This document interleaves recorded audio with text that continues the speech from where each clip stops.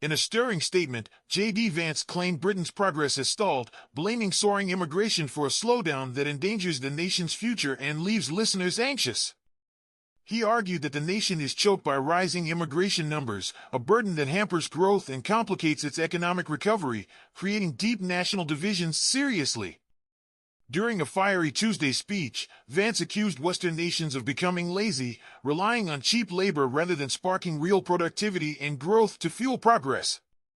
Addressing tech leaders in Washington, D.C., he noted that nations like Canada and the U.K., which embrace cheap labor, now suffer from stagnant productivity everywhere, clearly.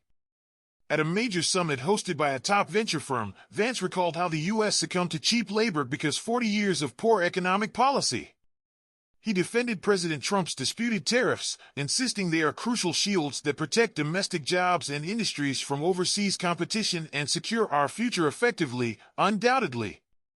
Trump recently imposed 25% tariffs on Canadian and Mexican imports, with delays until April 2nd, and hinted at a 200% tariff on European wines and spirits.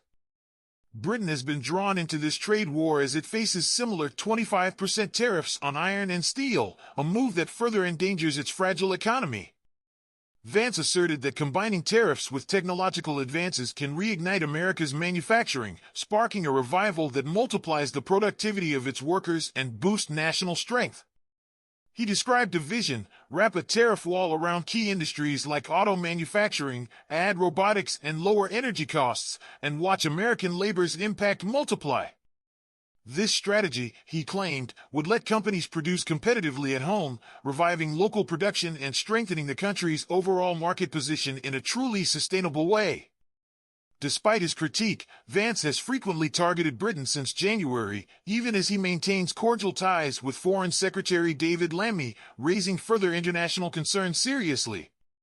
At a Munich security conference in February, he harshly condemned Britain and its allies for suppressing free speech, citing the arrest of Adam Smith-Connor in 2022. Smith-Connor later told a major newspaper he was glad Vance exposed Britain's censorship, adding his own modest voice to the ongoing debate that truly resonates today. Earlier this month, Vance sparked outrage by downplaying Britain's record, calling it a random country that hadn't fought in 30 or 40 years, a comment he retracted.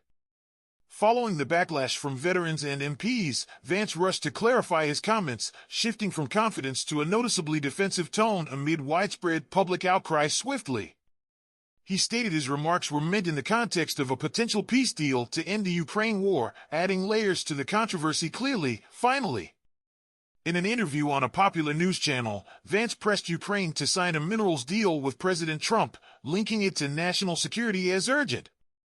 He claimed the deal offered a far better security guarantee than deploying 20,000 troops from a country that hadn't seen war in decades, stirring mixed reactions.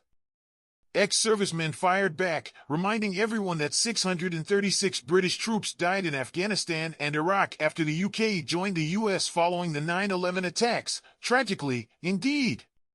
Critics accused Vance of erasing the sacrifices of UK forces in bloody conflicts, calling his remarks deeply disrespectful and historically misleading to the shocked public truly.